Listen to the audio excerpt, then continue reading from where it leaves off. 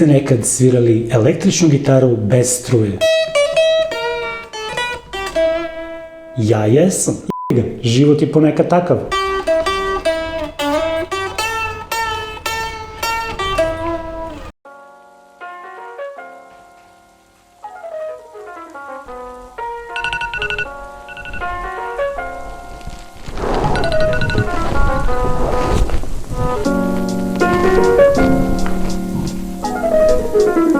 Nešto se mislim sad, šta je ono što me motiviše? Šta je ono što me tera da guram dalje?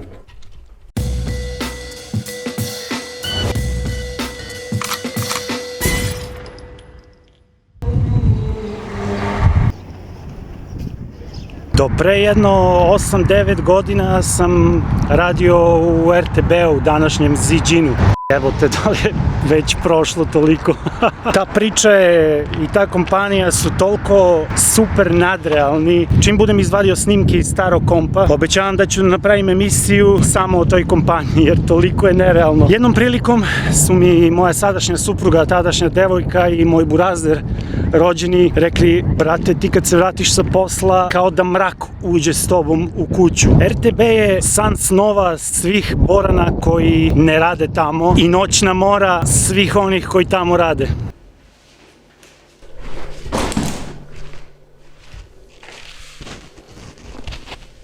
Jedna od najgorih poštapalica koju sam tamo čuo je: ćuti, može i gore. Za mojih 5 godina rada tamo je nekoliko ljudi poginulo. Ljudi ostaju bez delova tela, udišu najtoksičnije otrove, dobijaju teške oblike kancera. Ko dočeka penziju, taj... Ljudi, može i bolje. Ljudi jedva čekaju da padneš, jedva čekaju da te vide na dnu, da bi mogli svoje živote da uporede s tim što se tebi dešava i da kažu: nekom je gore. Ješ tu utehu, može i bolje. Kad sam rešio da ću da promenim svoj životni put i da moj život vredi mnogo više od toga, naišao sam na osude mnogih ljudi. Šta? Da napustiš državnu firmu? Ti, brate, nisi normalan. Ovo je najbolji posao na svetu. Nigde nećeš da nađeš ovakav posao. Ovde su ljudi, bre, gradili kuće i živeli i ne znam šta, a ti daješ otkaz. Hvala vam na svemu, ali to su vaši strahovi, ne moji. Došao sam do zaključka da su 3 pitanja u životu važna. Da li si srećan? Da li to što radiš te čini srećnim? Da li si ispunjen i tako dalje? Da li je vredno, što se direktno vezuje na prvo pitanje? Da li je vredno tvoje žrtve? Da li je vredno tvog vremena i energije? I ono najvažnije, koliko života imaš da bi ovaj bacio? I tada sam prelomio. Naravno, ovo nije samo moja priča, ovo je priča svih nas. Siguran sam da svako od vas ima neku zanimljivu priču iz svog života. Ostavite u komentaru šta je ono što vas motiviše, inspiriše i gura da idete dalje kroz život.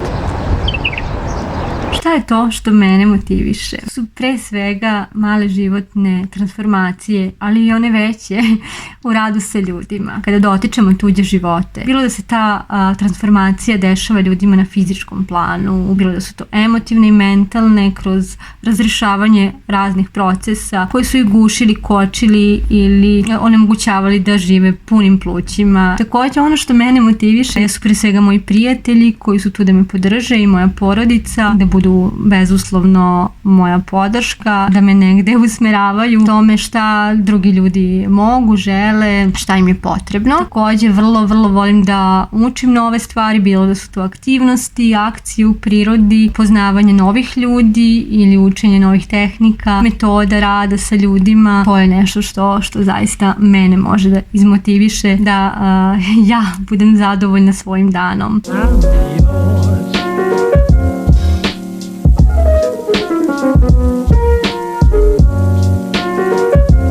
Mjau, šta je ono što tebe motiviše? Moja najveća motivacija su moji snovi i tuđe negodovanje, rekao bih. Nešto ti upalo u oči, vrate. Dučke sisu dok edituješ. Veliki dući za tebe i hvala ti na ovom opširnom odgovoru.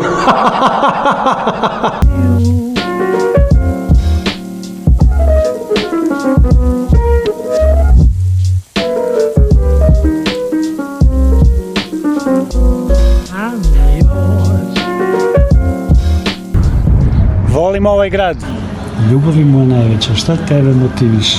Mene motiviše najviše ljubav, jer smatram da je ljubav najveći pokretač na svetu i veoma je važna za svako biće. Zato što se osjećamo ispunjeno, inspirisano i motivisano.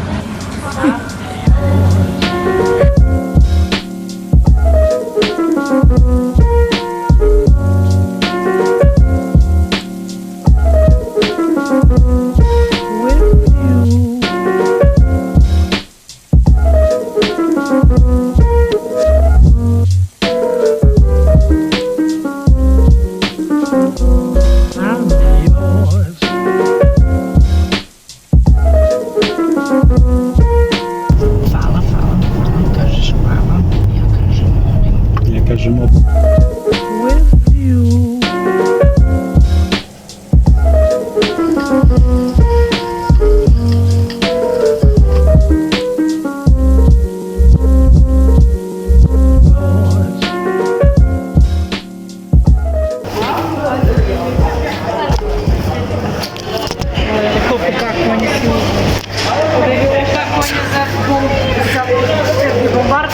Tango i Trash 1, shopping 0.